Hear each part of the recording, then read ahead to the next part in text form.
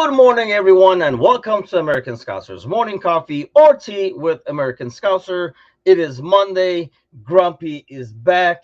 Not a lot to be grumpy about, actually. It's been a great Sunday yesterday, and Matoush is back in action. What's happened? Not much. Feels good to be back in the Monday chair, and we're here to celebrate another week. Just counting down the weeks until Klopp is gone. But we're here nonetheless. Yeah, I mean, we didn't have any inappropriate Google searches or anything like that last Monday, but Gordo did an admirable job of trying to fill in with some. We did go some in like random conversations Oh, last good. day as well. So we kept that going. Just that no cream pie searches online. Aside from that, it was all good. But what a Sunday that was! Starts with a Liverpool win, continue with the Fenerbahce win, which was a lot more. It's got more torturous as the day went, mind you, but the results were good. Like Liverpool win, I thought that was like a very comfortable watch overall. Then the Fenerbahce game was pretty torturous overall. And then the 49ers that night was the ultimate torture. It was just like, are you ready for the test? And I don't think my ticker and my medical team agrees. The ambulance in the driveway thinks, dude, football isn't for you. You should not watch sports and taking longer than an hour and 45 minutes. Stick with soccer. It takes way too long. Unless it's the only game you're watching that day, you can't do three games like that, and one of them being an NFL game that takes 3 hours and 15 minutes to get done, even though it should only be 60 minutes long. Yeah, dude. I mean, I think the thing about football is American football compared to soccer, I guess, is I mean, obviously it's so long, and you do have the momentum in. I mean, momentum is a big thing in sports, right? It is in soccer, it is in American football, but when it's in American football, obviously, like the lows last a lot longer. You might have a bad spell in a soccer game for 5-10 minutes, and we're like, oh, we got to get control of this game or something like that, but it only lasts 5-10 minutes. Well, 5-10 minutes of American football action pretty much lasts like a freaking hour. So you're in misery for like a full hour of like just like what is happening and stuff like Yeah. that. So yeah, it was rough. It was rough. But we made it. Cersei says, are you related to actor Ben McKenzie? No, I'm not. You That's all I know, I got. have to Google Ben McKenzie. I mean he's a white guy. I mean, that's pretty much it. He's a white guy with a White nose guy. and He's got eyes. some hair. Oh, come on. I don't see it. You know what though? Hold on. There's a photo of him Oh, that does has the reverse. You know what? Okay, I'm sold. Cersei has me sold. This photo throw it up. Let's see it. has me sold. I can't. Hold on. It's on. Maybe I can. Hold on. Boo Let's this man. Google this. Yeah, I did not even to think about this before. Hold on. Let me see if I can. Well, no one thinks about Ben McKenzie, so it's fine. There you go. That should work, right? Okay, here we go. This photo right here, where he does the reverse. I see it over here. The other photos, like the ones like the little squares you see over there. No, but this one, no, you're not buying it. I'm trying to Give make me a the little face. Ben. Give me a little Ben going. I was trying to make the face. And where is Ben McKenzie? I guess is more importantly. Like right now, he's probably at home. Show yourself, my man. Yeah, I have not watched any of these. I have to say, maybe that's why I didn't know who Ben McKenzie was. What is Ben McKenzie known for? Gotham. Nothing. I don't know. I really don't know. You're a big Batman person, so He what? Batman. I don't do superheroes. Superheroes are tough. Well, yeah, in more ways than one. That's the point. But yeah, yeah, I don't do superheroes. Like Marvel, which means it's really hard to find movies to go to right now because everything is like Batman I don't know. 72 and I Wonder think Woman 85 and stuff like that. I think we've gone past that, and I think there have been, like, especially with the amount that was out this year, there was some decent stuff out this year. I don't know. Like, do you do Marvel and stuff? Like, do you go to like a Marvel? No, I don't. I don't do Marvel, but I did like the Dark Knight trilogy, the Nolan Dark Knight. But aside from that, I'm not big into the superhero thing either. But there are plenty of movies coming out that are not superhero related that are still good February enough. has a couple of good movies coming out, by the way. We should do a separate section aside from food on just movies. Bob We Marley's could. coming out, for example. I'm kind of looking forward to that. I watched a bazillion documentaries about Bob Marley, so I'm not gonna be shocked, I don't think, with anything. But if it's done well, the soundtrack is gonna be good. So Yeah. I guess I'll rock that. I think that's 14th or something like that is coming out. Okay. Speaking of superheroes, you have it over there as donkey. Another great way to show off my German on a Monday morning. Obviously, we didn't have a chance to talk about this, but the Klopp thing, I know you mentioned on Discord that you would be sad. Um, is it just me? I don't know why. Like, everybody's treating it too much of like a funeral. Yeah, I mean, Like, he announced he had like a terminal disease or something. Is how obviously, everybody's yeah. treating No, it.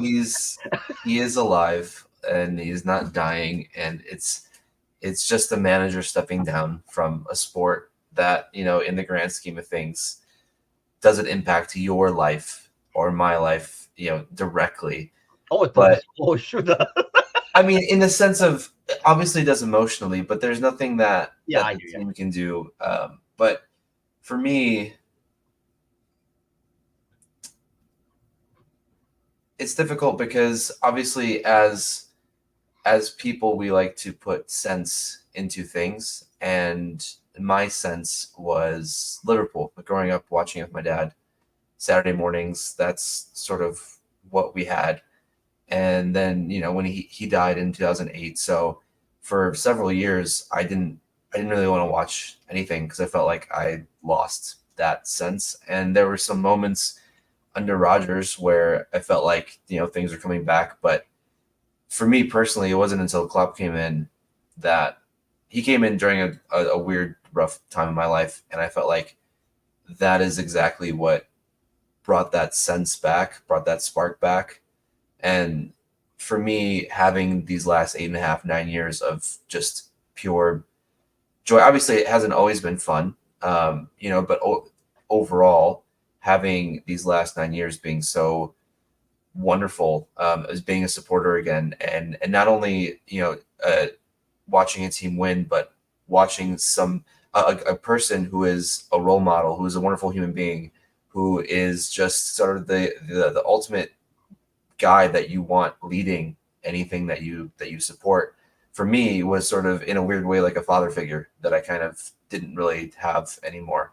And so I think part of it is just accepting that, life life is going to go on. But it was just I don't think there's going to be another manager that will come in and make me feel the same way I did over the last 9 years. Possibly also because I'm in a different place in life and I don't necessarily need that either. But that's just for me. That was why I kind of took it a bit harder. It's just because that was what kind of brought me back and gave me a sense of stability, when I had a really unstable time in my life.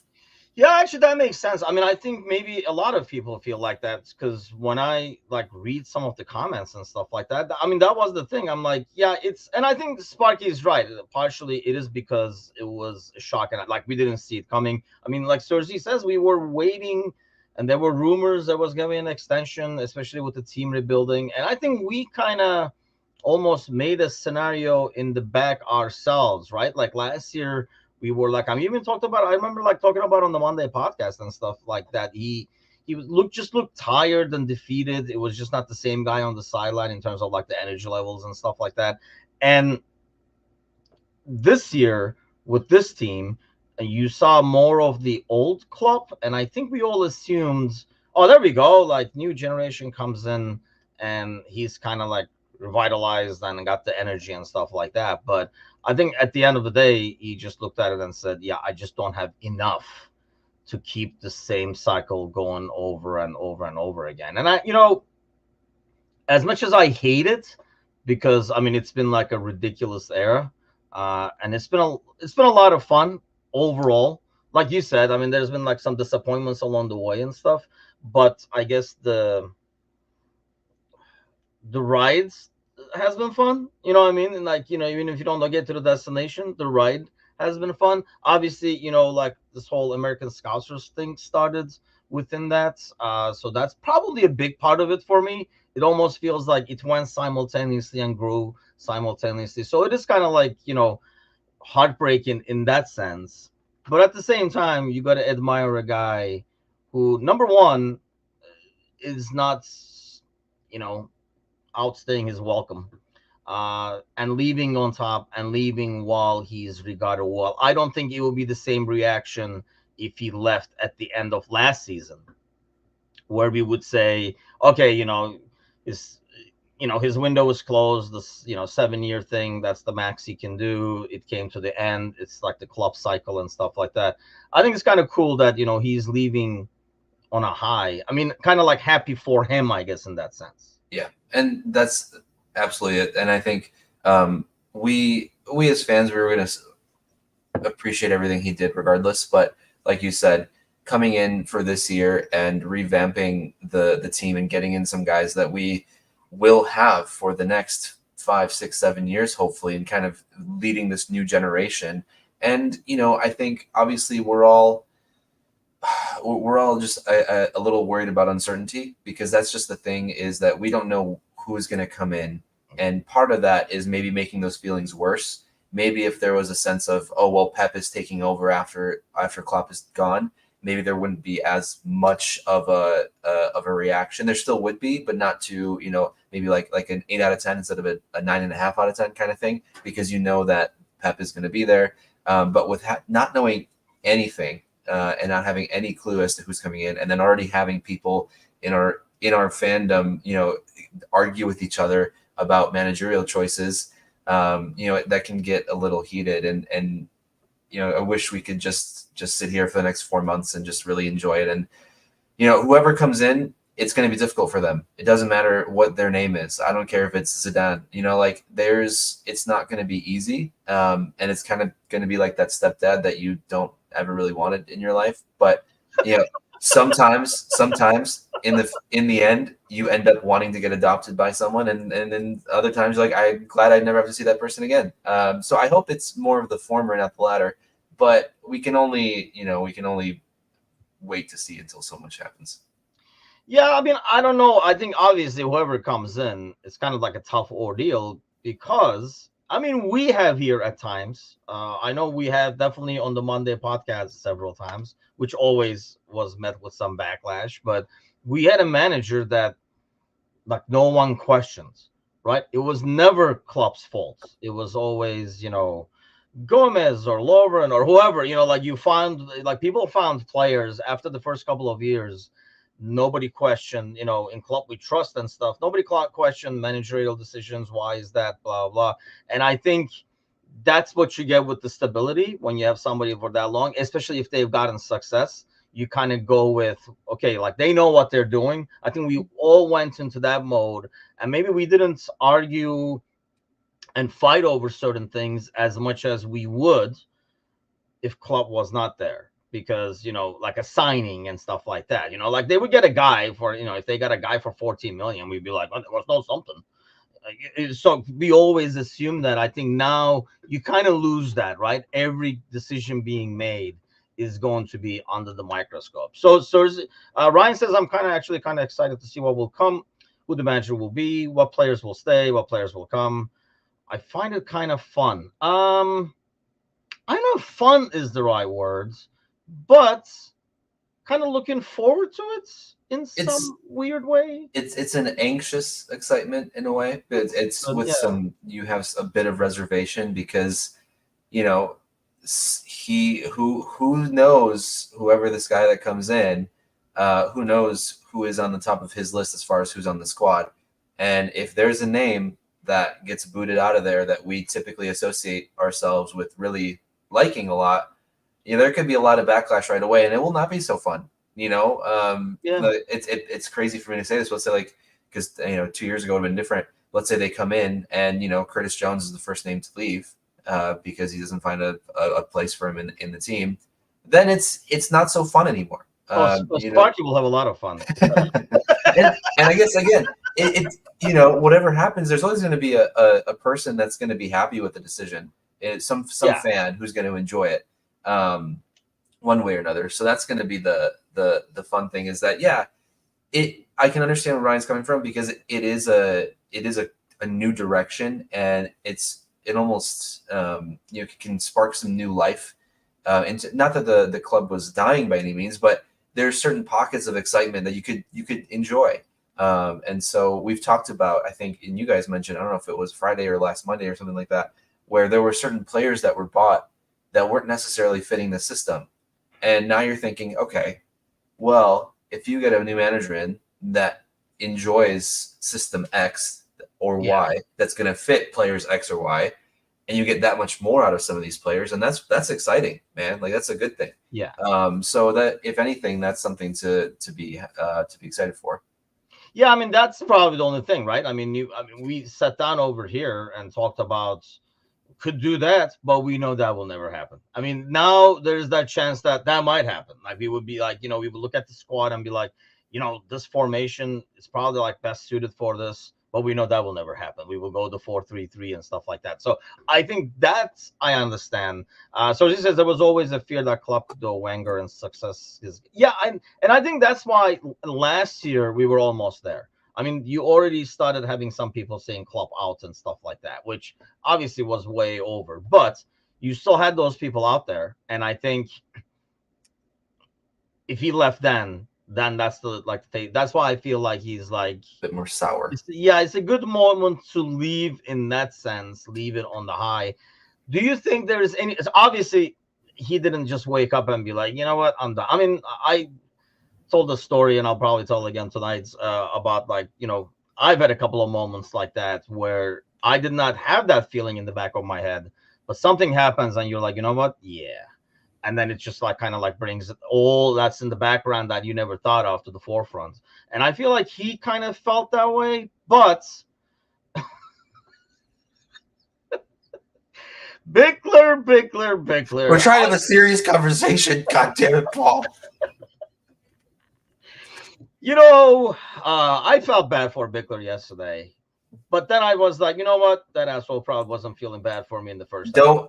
Don't feel. Went over it really I was fast. gonna say, don't feel bad for him because they like to talk about the choke artists in Chicago. And yesterday, I think that was a pretty decent choke job. So yeah. But anyway, going back to that, I think Bickler totally made me lose my third up. But he thought about that, and do you think there is any chance everybody's talking about, like, hey, there's all these signs that change your mind and stay and stuff like that? I guess the main question is, do you think he will change his mind? Knowing, like I said, it didn't happen overnight, and he probably has had these things overnight. And then if he does, would it even be the same? Is what I was thinking afterwards. There's a chance where you're like, you know what? Yeah, the more I see it, talk to my wife. She convinced me again, kind of an ordeal.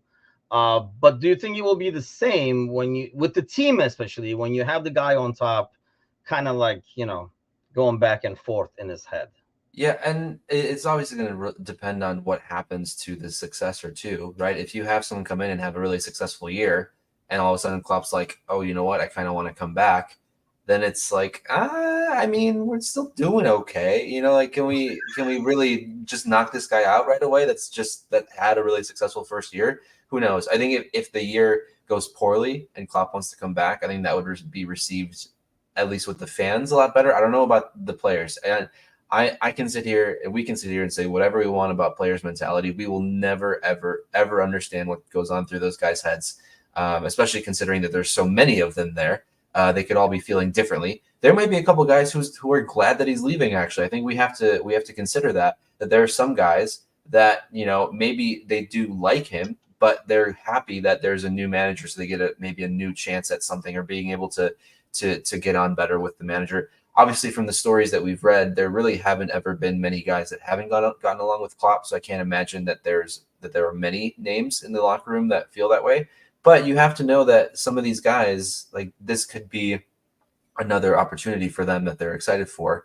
So I think it all depends on how the year goes after he leaves. But I don't think he doesn't seem like a guy that goes back and forth. I think we've seen that. He's pretty steadfast in where he's at, And if Ula had to bring him back once, I don't think he's at that point where he's going to want to come back again. I think he's done. I think the only thing left for him might be the national team, some national team at some point. But I don't know if it'll be like the German national team, because we talked about this as well in the morning show. There's a couple of months ago, I think, during one of the international breaks, is that he wouldn't necessarily be suited for an international job because of how much of a player's manager he is.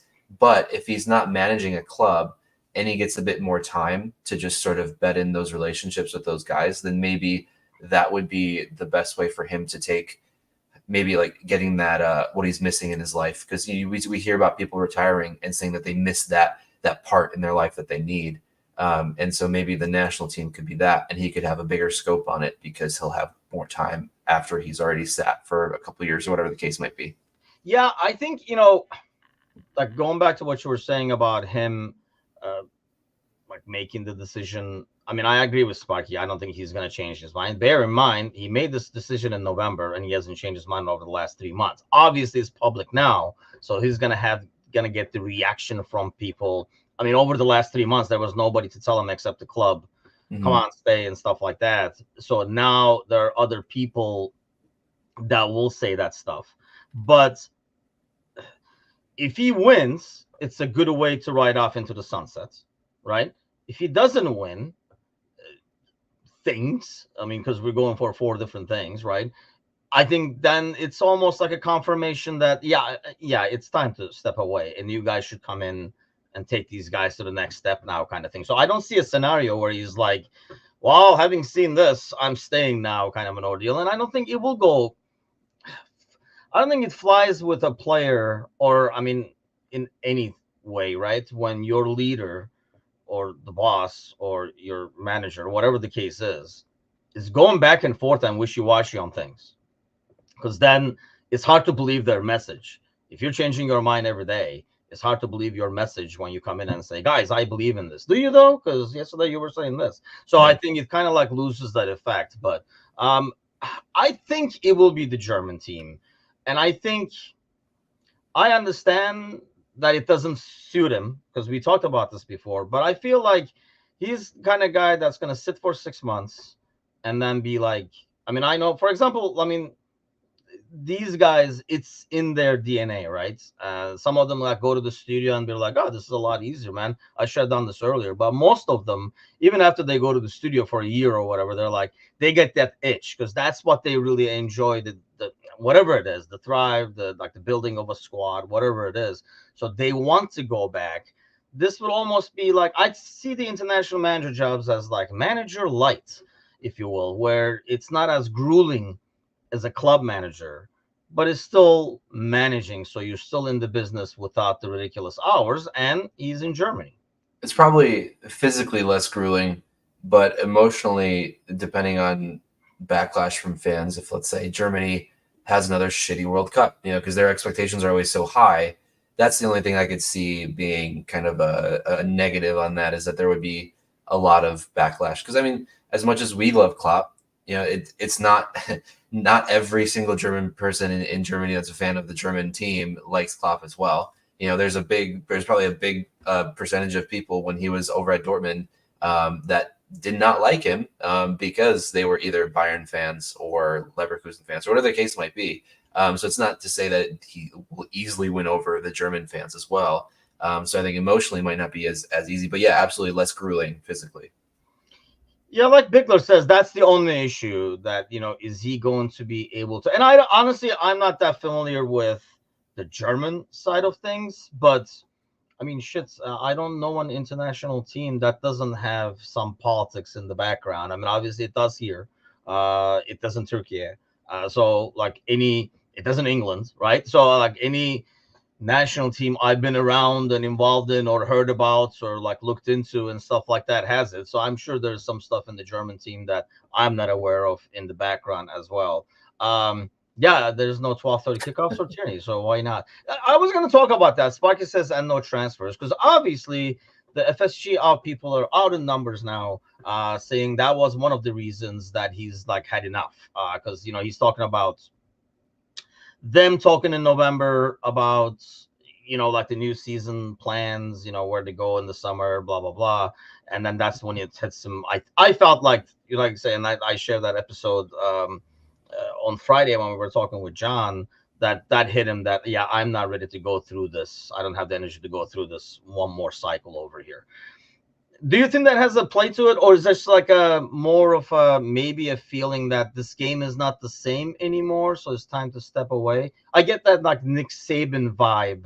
I'm not a huge college football fan, apart from rooting whoever plays Notre Dame. But I saw his like when he like retired or quits, whatever he did ultimately. But like he basically says, and it's not college football is not basically it's became semi-professional at this point. It's not like going to somebody's living room anymore and saying, "Give me your kid, I'll make him a man, I'll make him a pro, whatever." And it's not the college coaching job is not the same thing, and college football is not the same thing. Do you think that has any part in it in Klopp saying this game is not the same anymore? This oil money, it's impossible to compete. It probably is a little bit of it, and we've seen it across different leagues. I think maybe FFP having more serious actual help. Nope. every Monday, there's a moment where I need help, and Timothy just looks at me and goes, "Fuck you, you're drowning." I'm not sitting my hand down. Nobody helps me when I get stuck. I mean, I would like to say, because this popped up, obviously yes, but the difference is that in Germany the expectation is to be in the final. In the States, the expectation is in the final, but you're diluted. Like you realize how bad the team is. I think most American fans that are just casual fans of the sport don't realize that the team's not that great. So while they might expect them, like, why shouldn't they advance all the way to final? You have some of the analysts that say they should go all the way, but they don't really realize what they're talking about. So they don't have the quality. Whereas Germany, they have the quality to make it to the final every year, or every 4 years, whatever the case might be. So I think that's the difference there. But going back to what you were talking about with the differences, the game's changing. And I don't know if it's necessarily that's going to be the full scope of it. I do get that part of what he's saying of trying to live a normal life. I think the interview that was had, I think this was last year, maybe closer to the summer, when he had a grandchild born. And you could almost see that or hear that there was a part of him wishing that he could be there more for it. And I think that there is just some honest truth in the fact that the guy's nearing 60 and his entire life, all he's ever done is this sport. Whether it was playing it, whether it was managing it, he took some years off here and there, but ultimately this has been his entire life. So I do think that while the game is changing a little bit, I also think that he just wants a chance at having at least a few years of understanding what it is to not have your life revolve around the sport for a bit. And if it turns out that it's not that great, then, he can go back to it because he's still young enough where he can have arguably another 15, 20 years managing somewhere, maybe not to the level of passion that he likes to manage with, because that can take a lot out of you. Yeah. But he could definitely have many years left of doing that if he so wanted to. But I feel like he's like a one-speed guy. He's not going to be able to, I'll manage, but a bit more chill kind of a thing, right? I mean, Probably. The German national team, and going back to like the German national team thing, I think another difference is, obviously, aside from the expectations, German soccer is on the forefront of everything in Germany. Whereas American soccer might be in the forefront to us soccer people, but in the grand scheme of things, most Americans don't even know what the hell is going on with their national soccer team. Yeah. So it's only like a smaller community of actually soccer people. And even within that, like look at Paul, for example, like Bickler. He has really nothing to do with the national team. He's all soured off from it. And, he's in hardcore soccer community. So I think it's like a huge difference. Whereas in Germany, that is the thing. That's what everybody is going to be talking about.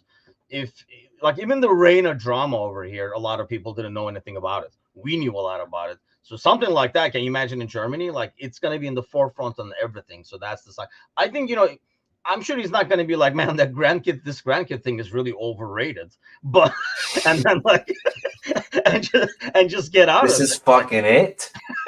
You're shooting everywhere. But, I think it's going to be more about, man, I miss that. I miss that thing. I mean, sometimes people around you know you better, right? I mean, you look at a guy.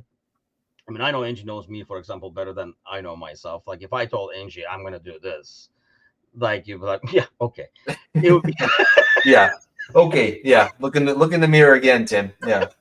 yeah. Well, why don't we talk about this again, like in a couple of days, kind of a thing? Because like, I don't know, like for example, playing soccer, I'll be like, yeah, I'm going, but I'm going to take it easy because it kind of hurts. Like, okay, like because it's not going to happen. So Yeah. I feel like it's the same thing with him. Like he's going to step away. And I understand that, and he'll probably have to recharge. He did the same thing, before he came to Liverpool. I don't think there's a phone call that's going to be as enticing for him as the Liverpool gig to take him stop doing the vacationing and relaxing and get back into it. But still, it's going to be like, damn, man, I do miss that.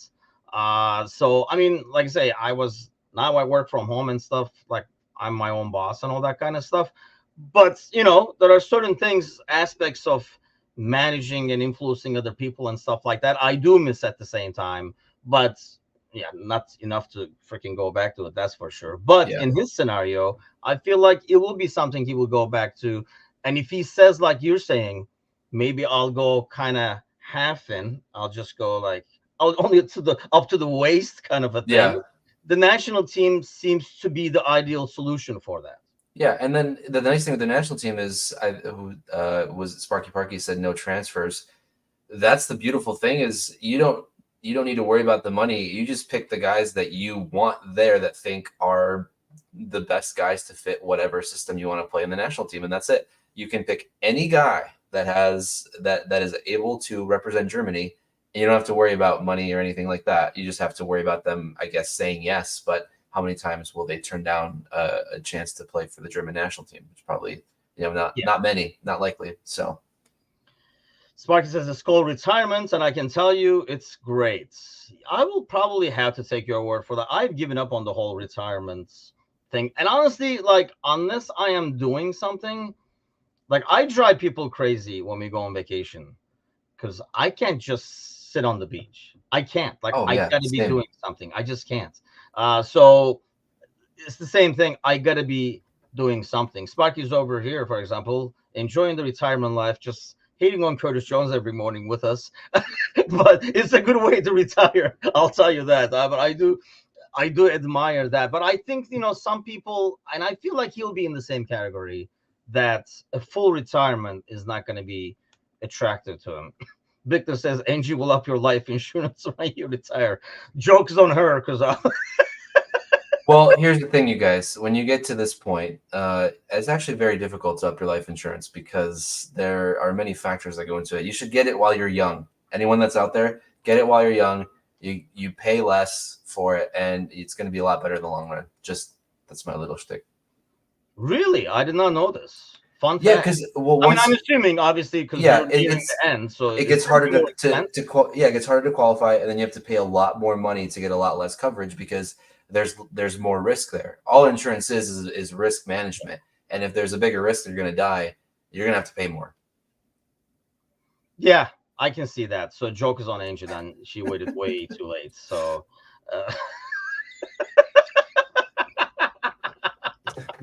I was gonna say I never understand that too. Like, like I watch a lot of like true crime stuff. I mean, at one point, if Michelle came to you and be like, "Hey, Mitush, you know what I was thinking? We should do life insurance." I'm not signing that shit. I watch way too much true crime documentaries. I'd be like, you know what? Maybe not. I've already got it all done though. I did it like 5 years ago. So yeah, so it's whatever. I think Paul right now is coming from a very dark place. I understand why. I understand what's going on. Just think back to Michigan winning the national championship, and everything is going to be okay. I don't know. Next Monday, when Michelle connects instead of you and says, "Yeah, Matricia's not going to be able to make it." So, oh wait, the banker's on the phone. I gotta go. I don't. I wasn't expecting this call so early. Sorry, guys. I'm gonna have to take a moment here. Mitush has got yes. Yeah, I would not have signed that shit, dude. You signed it already, If huh? I'm sorry. if you want to go from cream pies to life insurance, this is the way to do it, you guys. This is how you lock it down. And that was Cream pies today, life insurance yeah. tomorrow. Yes, I can see that. That's That's my it's scary. my it's my business slogan. I don't know. Yeah, I It's wish weird. you had like asked me first because I would have advised strongly against it. Hire somebody to taste your food first for you. So, why profiting from my death is a small price to pay for some peace. Well, I don't want wife profiting from my death. See, those are dangerous precedents you're setting, people. Because what if wife goes really all business on you suddenly and just looks at the bottom line? You get to a weird conversation in your head going, how much am I actually worth? Yeah. I think emotionally it might be tough to get over for a couple months I or think more something. importantly, the But question is, am I worth more dead or alive at this point? What is the value I'm bringing? I think only you can answer that question for yourself, Timothy. Dead. That's a no-brainer if you ask me. She's probably like, I mean, that's why I don't have life insurance because the answer is easy now, alive, because I'm not worth anything dead. But if I had something dangling there, it would answer definitely would be dead. So let's talk. Classic Monday fashion. So let's talk about this. I think Sergi was mentioning about this kind of murking the waters even more. I did not take it as such, but Van Dyke is asked about if it will be a part of the new era and stuff like that. He says that's a big question. Well, I don't know. I take that as I don't even know who's freaking coming to know what's going to happen. Not like oh, if Klopp is gone, I'm already start packing my bags. Absolutely. Yeah. I think obviously there's with the uncertainty of who's coming in, anything that gets said that might have a little bit of an ambiguous um, tone to it might get people riled up a bit more than it should. And I think what you're saying is just absolutely fair. We don't know who's coming in, so we don't know what kind of role. Ideally, in our heads, we're thinking he's good enough to stay here for 4, 5, 6 years, right? And it'll be fine. But he's just, I think it's just a professional answer saying, we can't expect anything right now because we're not sure who's coming in. And he's going to do what I got from that is just he's going to do what he feels like he has to do, whether it's in this regard or that regard. He's going to do what he has to do. It's just a captain's answer.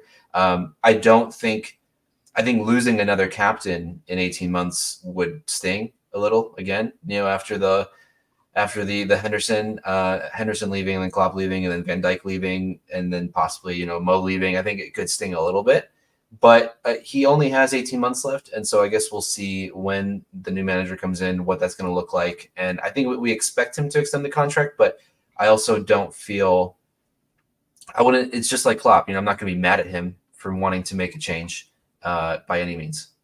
Yeah, I mean, he doesn't play in a position. By the way, Peter on Instagram says he will definitely manage Germany. I really think we all assume that because I just can't see another club that fits him as well as Dortmund and Liverpool have. I can't think of a third club in a different league because he will never manage anybody else in Germany. He will never manage anybody else in Premier League. He said himself. I just don't see another team. Yeah, you know what I mean? Like, there's nobody in France. I mean, honestly, he goes to like France and like manages like one of the other guys. Monaco or something like that. Yeah, somebody like that. But I don't know if it fits him. But going back to what you're saying, he plays like Van Dijk plays it in position. Nobody knew is going to be coming in and be like a solid center back. No, not in my system. Like I can't think of a manager. I played two at the back and they're both wing backs. So thank God that Liverpool's a right back factory because now I can play them across everywhere. And that's the thing, if you were like a winger, maybe like your style exactly doesn't fit him, or you're like an attacking midfielder, you're Carvalho. Carvalho is probably dancing. He's coming back. Now. Yeah. So, like if you're an attacking midfielder, you're like, oh, this new system doesn't really utilize my skills or whatever. But as a center back, I mean, who's going to come in and be like, Van Dijk? I don't know about that. You guys should get rid of that bum. Like, it's just not a thing. That's why I take it as like it's a politically correct answer of, who knows what's going to happen kind of a thing, more than him saying, yeah, Klopp is gone, so I already started looking for flights, kind of an ordeal. But let's talk about the game real quick. Easy one to get across, but a tough week ahead. But I thought the way we got it done with the rotation and seeing the young guys and stuff. And I don't know how you feel about this, but can we stop overblowing like, oh, look at all these youngsters thing. It's great to see like Bradley kind of, but it's still too early. Let's not pull a Woodburn over here with these kids. Maybe. No, you're on Connor that. Bradley's different though. He's not the same. Yes, we do. I think we talked about it. Maybe it was 2 weeks ago. We do have to pump the brakes on some of this sometimes. I do think from what we've seen from Bradley over the course of what we've seen is more. I'm more optimistic about that than the case of Ben Woodburn, because Woodburn was kind of a one game flash in the pan kind of deal. It wasn't really necessarily a longer stretch, unless I'm totally misremembering Woodburn's tenure. I remember he had like a couple of games. I mean, that's the thing though. Like he had a couple of games back to back to back where everybody is like, Coutinho, who needs Coutinho? We have Woodburn and stuff. And then yeah. And I think if anything, it's maybe not overblowing it to the point where they should be, part of the starting 11, but they could be what we find as quality depth and not necessarily have to dip into the market to be able to have a backup for right back. And then obviously, because if Bradley can play the right back, and then you've got McConnell, who could do a decent job, at the 6 if need be. He's not the answer at all, right? But it's good to know that there's just a bit of that depth. But at the same time, and this always goes back to we talk about this so much, we bring this up so much. If you have guys that are good enough, it's hard to not play them, and they're going to get upset, and they're going to want to go somewhere where they can play more consistently, which is also why it's difficult to bring in quality depth, knowing that when they're coming in that they have to sit behind someone to earn their spot. And some players treat that differently. So I think while it's good to see this, good to see the youngsters have that potential, we also have to recognize that they might want to play more, and if there's not as much room for them, they might not be too happy about not being able to play more. And I think that's why it's important to keep going in all competitions. I mean, one thing that I have not liked is how we've kind of like just put nothing but kids instead of like doing like the balanced approach. Maybe we didn't have the depth at the time, but in League Cup and stuff in the past, like 3-4 seasons ago, in Klopp's earlier seasons, I guess, and it's then it affects playing time for other people, for like all those fringe players, the depth players, to get any playing time, because now that's gone and they're not going to play in the Premier League. So now what? So then you have to start loaning people out and stuff. So it's good in that sense. I just hate how people are, so just as people said the same about Trent, yet he displaced Klein and Gomez. Gomez, by the way, who should be MVP. I mean, the dude is doing awesome. But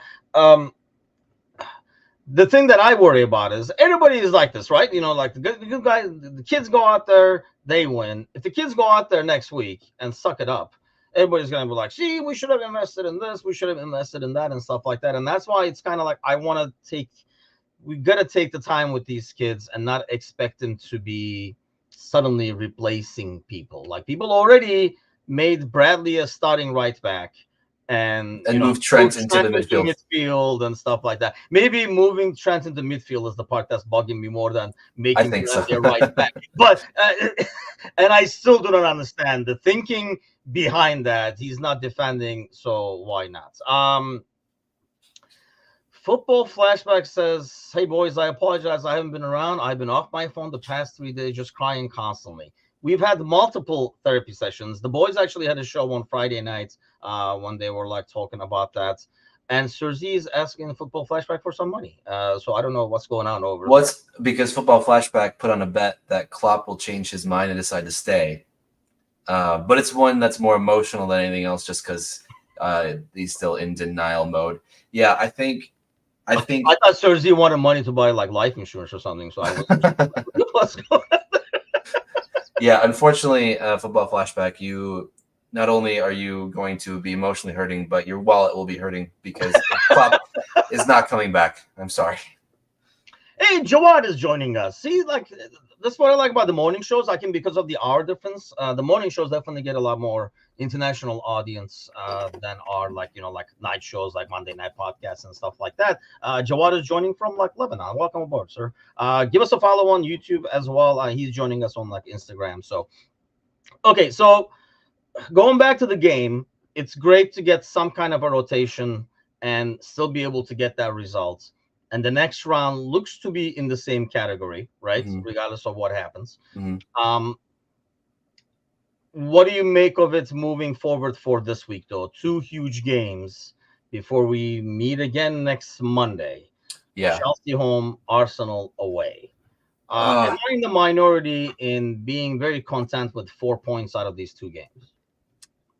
no, I think 4 points out of these two games should be celebrated. I think going, Chelsea obviously coming to Anfield, but we're going away to the Emirates. So I think 4 points, because a draw at Arsenal and then a win against Chelsea at home is, I think, the expectation. I think anything less than 4 points will be a disappointment. Like, let's say 3 points, which, I mean, it's not going to be the worst thing in the world, but it's sort of that weird, like, 3 is 4 is like great, and then 6 is going to be perfect. I think, this I don't want to get too ahead of ourselves, but if we get 6 points out of these next two games, I don't see a way that this team drops off to lose the title. Whoa, whoa, clip this. Wow, really? It's Yeah, I don't know if I would go as far to say that, but I think I can say if that happens, it would be almost like taking the exit onto the highway, right? Like we're like, oh, okay, we can really step on it now and go in.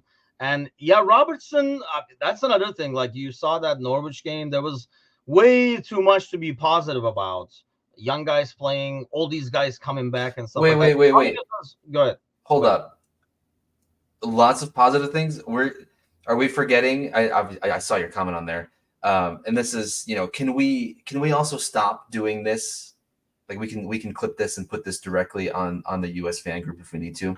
Can we stop freaking out over the last 10 minutes of rotation, saying that when the veterans came in, the team got worse? God, yes. Because all you're doing is just being fucking annoying, and then you're having other people comment there saying that everyone else is gatekeeping because you can't even post your own opinion. It was 5-2.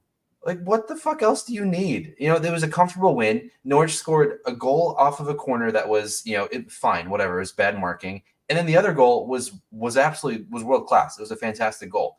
Yeah. Everything else, it was just smooth sailing. You had 3 guys come back from longer-ish term injury, and you're complaining that they dropped off a little bit or whatever the case might be. Like, there's no one that – I don't understand why people can't just be happy for at least 90 minutes after a game. Not even 90 minutes during the game, but 90 minutes after a game. Just fucking hell, man. Even I was happy. I mean, Yeah.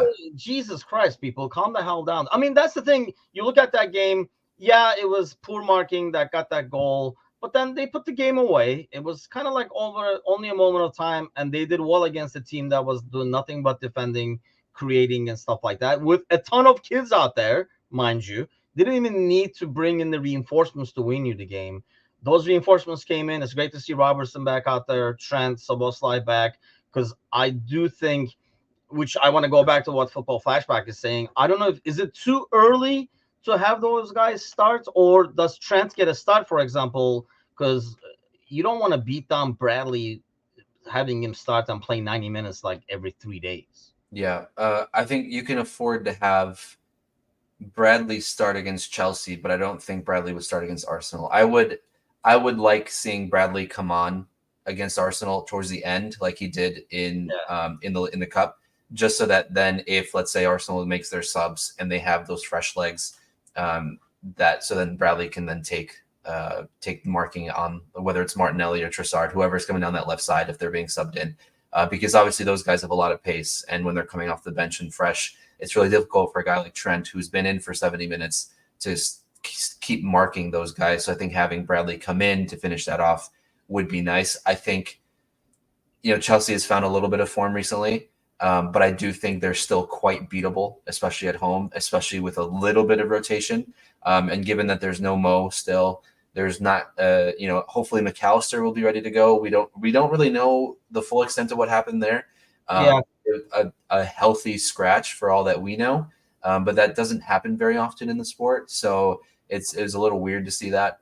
But yeah, I think you can take the risk against Chelsea a little more so, especially because you're at home rather than away at Arsenal. So I think we'll see. I think we'll see Robbo and Trent against Arsenal, but I do think that's harsh on Gomez. So I don't know. It's tough yeah, because Gomez has had a hell of a span of several weeks, but we also know that just like you were saying, you don't want to put Bradley and Gomez potentially through too much too often because then you run them down and then you lose that depth again. Then you're just back to square one in a way.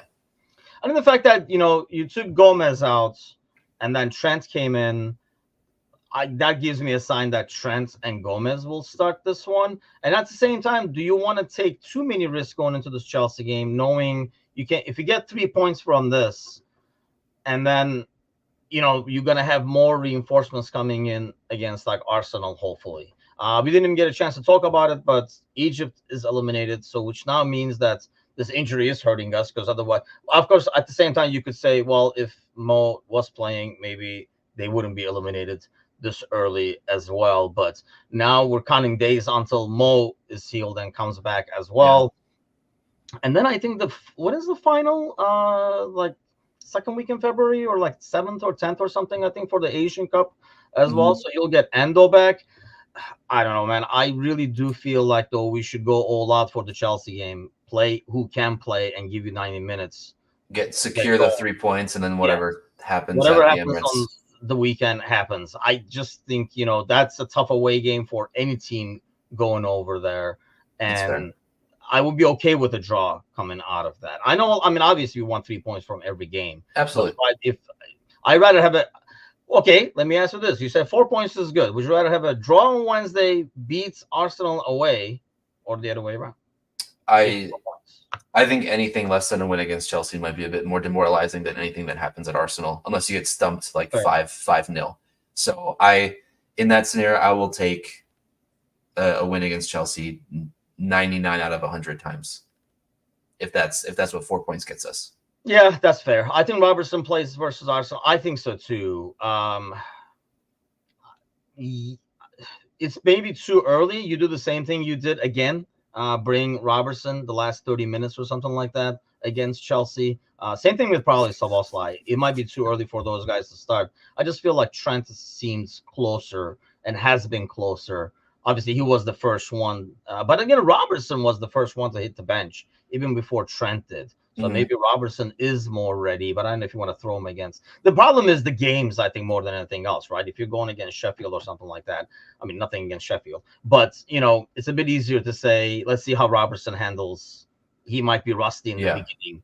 You just don't want to be rusty against Arsenal in the beginning. Right. And Robertson's injury, unlike the other guys, his was his shoulder, right? Upper body. So he's been able to run still and do those kinds of things. So maybe fitness wise, he's at a level where he could come in because he hasn't been able. He didn't have to sit down and not be able to run, right? Like Trent or Sobo or anything like that. Arteta will lose his shit, then that'll be funny. I think. By the way, Barcelona Arteta was one of the names being mentioned. Now the Barcelona gig is going to be open as well. And then everyone was talking Klopp and stuff, and I was like, yeah, you guys are not very clear on this entire concept of Klopp. If you suggested that Klopp might go there, this is going to be a wild coaching carousel. Whenever the dominoes start falling, like that's whoever makes the first appointment, makes the first agreement, then we're going to see the rest of the clubs, I think, agree with other men. I think it's going to take the first decision from either Barca or Liverpool to get the rest of the dominoes going, because then you'll find some managers leaving their clubs then, and then they'll have to fill, and obviously the dominoes then fall. As long as FSG just makes sure if you're deciding on anything, I'm not saying that I want anyone specifically. I just don't want Xavi. So make sure if you're thinking of a guy that starts with the letter X, make sure that third letter is a B and not a V, because that's not the guy that you want to take over No, the club. no, I don't think so. No, I No. don't think that would be even in the conversation, would it? I'm saying just merely from a comical, like, hey, don't fuck up the letter standpoint. Like, don't send it to the wrong guy. Like, hey, we want Xavi. Oh shit, we sent it to Xavi. Like, oh no. Like that's the one Not thing. using the last names, God damn it. Yeah, I mean, I don't even know. I mean, here's the thing: you need everything, right? You need the sporting director as well, and don't you want to get that first, or it's like it has to be maybe like a package deal of some sort that you bring whoever manager you're gonna bring. It's kind of like you brought the sporting director that's gonna work well with Klopp at the end. So I don't know if you do the same thing moving forwards. It's going to be interesting, but I think FSG is smart enough to, especially after this Klopp ordeal, they're smart because somehow FSG gets zero credit for hiring Klopp, finding the perfect and the right guy that fits their model of doing business, first of all, and fits the city and the club and everything like that. I feel like they are smart enough to know they're not going to go cheap, or they're not going to look at that when they're hiring somebody. They're just going to more be looking at the fit overall, and I'm all for that. You don't have to. Would you be okay with them getting somebody that you have not really heard of much? Probably. I mean, I think we'd have to be okay with whoever they brought in to give them the support to begin with. I think the fans' reaction wouldn't be as great if it was someone you haven't heard of versus a name that is out there right now. I think you already have camps being created where if they don't hire Xabi, or if they don't hire De Zerbi, or if they don't hire Inzaghi, whoever it is, then they're already going to be disappointed. So Inzaghi is being thrown around too. I had not. I saw that name somewhere. Once, I don't know. It was weird. So yeah, I think we're already going to disappoint someone regardless. So I think, from what I'm thinking, I am excited, like Ryan was saying before, excited to see what could happen and what it could look like. But I'm not putting all of my eggs in a specific basket, because then I don't want that potential chance of disappointment, I guess. I was going to ask you that. Yes, I don't know. I heard Sir Z mention that. See, I know that will not be a hot name, but it's almost like part of you sees the fit. Yeah, I think when you say Thomas Frank, my reaction is, yeah, that's fine. Like, it's not great, but it's not bad. It's just, it feels like it's almost an in between. Like, hey, this guy is sort of what we're looking for. Let's see what he can do with a slightly bigger budget kind of thing. Meh. It doesn't feel like the guy that you want to invest another 5-6 years into. That's when I see Frank. But if you're FSG, you have to know, unless the new names guy is Klopp, nobody's going to be as happy as Klopp. So why not? If you're going to roll the dice, you don't have to worry about like the fan reaction, because nobody's going to be as good as Klopp. So whoever you bring, Alonso maybe because he's an ex-player, but whoever else you bring, yeah, because Bickler says literally anyone is going to feel like a downgrade because it is, and because of that, why wouldn't you just say, yeah, like if they really sold on, let's say, Thomas Frank, and if the meeting somebody says, yeah, but the fans, yeah, they're not going to be happy whoever we get after Klopp. So why don't we get the guy that we really think is the right guy and not worry about what people are going to think? Because you're never going. I mean, in general, you're never going to make everybody happy, but this is another case where you're definitely not going to make anybody happy. Yeah, I agree. It's which is why also all this uncertainty is also just, it's just creating more tension between fans for no reason, because then we're just kind of going at each other for opinions that don't affect much, and we won't know anything until someone comes in anyway. And it could be, so a lot of people are thinking Xabi, and Xabi comes in and he could have an absolutely terrible time here. And then what? Like, even if there's a name that comes in that you're really excited for, it doesn't translate to instant success either. So that's difficult too. I have a scenario here. Okay. I'm going to throw this out there, right? And then if it happens, I mean, it means that it's going to be a shit year. But if somebody comes in and has a shit year, I say suddenly Klopp comes back, refueled. You buy in this theory. If somebody comes in has a really shit year, where we're like, yeah, the same. Don't do this. Don't do this to me. That's not fair. You can't do this to Oh, people. test it You can't give them hope because that's fucked out. up. Hope at the end of misery, though. I mean, it comes with misery. Yeah, It would have to be very miserable for you to give up on somebody in a year. but then it's just like you said earlier. I mean, the players are going to go like, well, why'd you leave then? Obviously there are reasons he's leaving because of Yeah. the energy and all that stuff, but they're going to look at it and go, well, you ran us to the ground. We didn't have energy. We're still here. It might just not be taken as Fabinho well. and Henderson are like, oh, you're out of energy. Like, I had to retire at 29 and go to Saudi Arabia because I couldn't fucking run anymore, Jurgen. I think the fans would be excited for that because like, oh, our savior is coming back. But I don't know if it would translate well across the entire camp. That's a fun fantasy kind of way to think about it. I don't think it's a realistic thing to expect. I'm all about fun fantasies. I'll leave it at that. So I'm all about fun. You know who else is all about fun fantasies? Our friend Paul Bickler over here. So he'll be with me tonight, and Gally, who's also in fun fantasies. And we'll definitely be talking a lot more about this, and obviously 2 upcoming games because, like it's similar to you.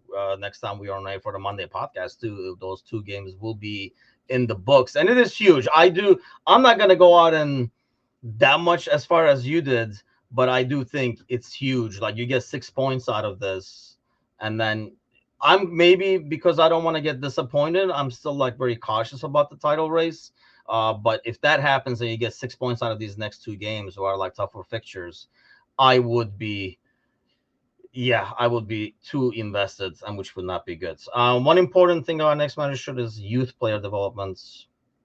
The Zerbi seems to have more experience with that. Honestly, I don't know as much about his. Does he though? I think that comes down to Brighton recruiting because the guys were there. I mean, I think his time in Italy he has. So like that team, God, what the Saolo? Anyway, but wherever he was, I remember a lot of their players got sold for some big money, and they were like all out there, similar to like the Brighton ordeal when he was there. So, but I don't like going back to what we were saying. Anybody we bring is going to be issue, and I can see that over Alonso. I think that's one quality that I would put more stock in Deserving developing people than Alonso developing people. I don't know if that's fair or not.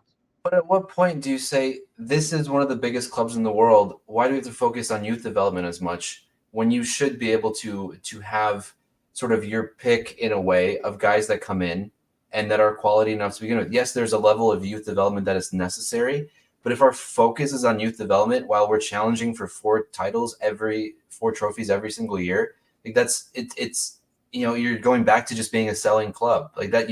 It's not the mentality I think that we should go into this with. Yeah, that's a good question. I don't know. I mean, you do want that. We just named a bunch of kids that have the potential to be maybe key parts of your team. So in that sense, you do want that. You don't want that. I mean, you have to find the balance, right? You don't want a Pep Guardiola in here either. You don't want somebody who's just about bringing people in and transfers and builds a team that way. So you do want a manager who's going to be able to make the most out of the squad he has. So maybe he will create a permanent right back out of Bradley. So the money he would spend on the right back and the left back goes into a top left back, for example. So he can kind of maximize the funds that we will end up spending because we don't have endless oil money. And so he says it's the only way we can be self-sustaining. And I think that in that sense, or you can be self-sustaining, you just can't go out and get Nunez and Szoboszlai and stuff. Like you spent 60 on Szoboszlai, right? So you wouldn't be able to spend 60 on Szoboszlai because you would need also a right back. So you would have to spend that 60 in 2 players. So you get a player that's less than Szoboszlai, and then you get like another right back because you could not develop your own to fill those spots.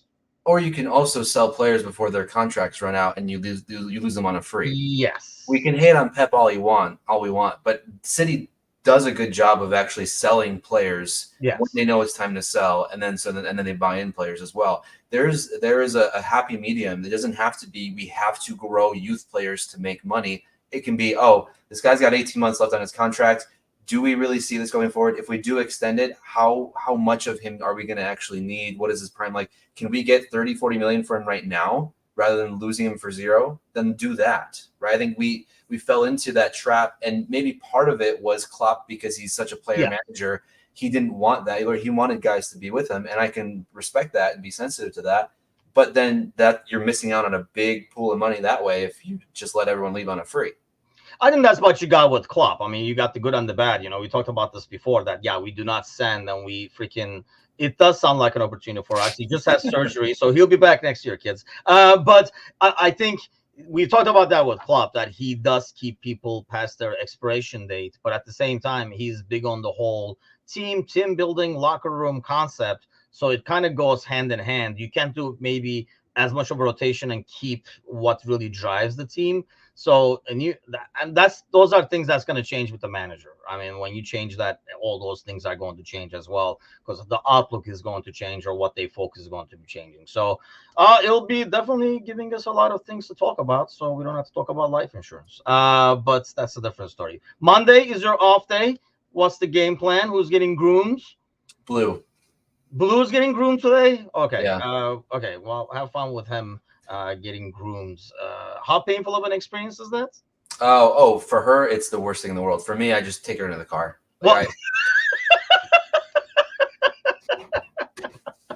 I'm fine. I stop by the coffee shop, grab a coffee, sit there, drink it while they're doing it, and then they text me when she's done. I have a great time. She hates every moment of it. Is that Blue yelping in the background? I can't be bothered today. Oh, well, you have fun. Poor Blue was not going to, apparently. I'll be back tonight with the boys. A lot to talk about. I'm sure we'll talk a little bit about Klopp, but a lot of games to talk about and some players to talk about as well. So tune in then, 7 o'clock Central, 8 o'clock Eastern. We'll be live over here. Thanks a lot for joining. As always, a lot of feedback from all over the world today. So thanks a lot for that. Give us a like and a share and all that kind of good stuff. Grab somebody by the ear and tell them to subscribe, as I always say. But have a great day, everybody, and we'll see you guys tonight. Take care.